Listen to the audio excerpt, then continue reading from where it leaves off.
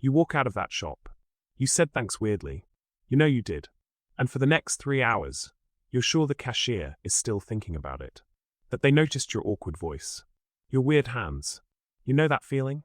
Honestly, that feeling is lying to you. Here's the thing. Almost nobody noticed. And psychology has hard proof for it. And the real reason is in part 3. It's not what you think. In the next 12 minutes, the mechanism behind why you feel watched, 3 triggers that make it worse, and 1 tool to switch it off. Educational only. Let's be real. Chapter 1. The mechanism, it's called the spotlight effect. Coined by Thomas Gilovich and Kenneth Savitsky at Cornell. Simple experiment. They asked students to wear a goofy t-shirt with Barry Manilow on it and walk into a room full of people. Afterwards, they asked the wearer, "How many people noticed your shirt?" The wearers guessed around 50%.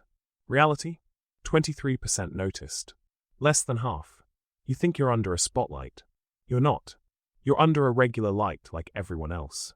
Think of it like this. You're the main character in your own movie. You see everything you do in HD. Every stutter, every awkward pause. But everyone else? They're watching their own movie. You're a background extra in theirs. They have their own awkward line to worry about. So that moment you can't stop replaying? You remember 90% of it. They remember 10% if you're lucky. Isn't it strange how we never apply this to others? When someone else stutters, you forget in 10 seconds.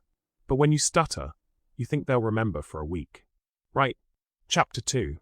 The 3 triggers. Why does your brain keep doing this? Trigger 1. The center bias. Your brain lives inside your head 24/7. So it assumes everyone else is also focused on you. Psychologists call it anchoring. You anchor to your own experience.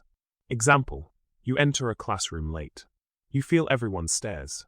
Your heart pounds. You sit down, sure they all judged your entrance. In reality, 2 people glanced up. 1 thought late for a second. The rest kept listening. No one replayed your entrance after. But you replayed it 20 times. Trigger 2. The transparency illusion. You think your anxiety is visible. That people can see how nervous you are. That your shaking hands, your red face, your fast heartbeat is obvious to everyone. It's not. Gilovich did another study. He had people try to hide their nervousness while giving a talk. The speakers thought their anxiety was super obvious, like 7 out of 10 visible. The audience rated it 3 out of 10. They didn't see it. You know that feeling where you're sure your voice is shaking and everyone hears it? They usually don't. They're too busy thinking about what they'll say next. Honestly, how much do you notice about other people's anxiety in a normal conversation? Almost nothing, right? Trigger 3. Everyone else is doing the same audit. Here's the biggest one. That person you're worried about judging you?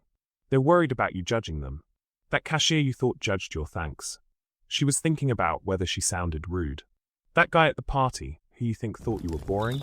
He's at home replaying his own boring story. We're all doing the same self-audit at the same time. So no one has time to audit you. It's not that people don't care. It's that they're occupied with their own spotlight. So that awkward silence you thought was you failing, both of you felt it. Both of you blamed yourselves. Let's be real. When did you last spend your whole night thinking about someone else's awkward thank you? You haven't. Neither have they. Chapter 3. The tool. So how do you turn the spotlight off? Don't tell yourself, don't care what people think. That doesn't work. Use the evidence test. 3 steps.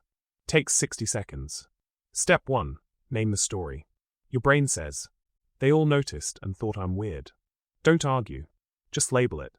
Okay, that's a spotlight story. Saying it like that creates distance.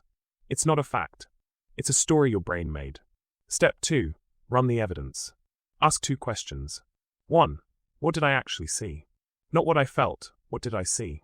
Did someone stare? Did someone say something? Usually the answer is no. 2. What was the other person likely thinking about at that moment? Their own work? Their phone? Their own insecurity? You'll realize you weren't their main focus. Step 3. Do the spotlight swap. For 10 seconds, put yourself in their movie. You're not the main character.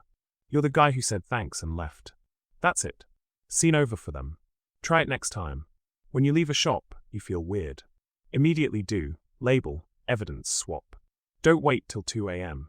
The more you practice this in the moment, the less you replay at night. You're not socially awkward.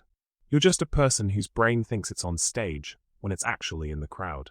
And once you see the spotlight isn't real, you stop performing for it.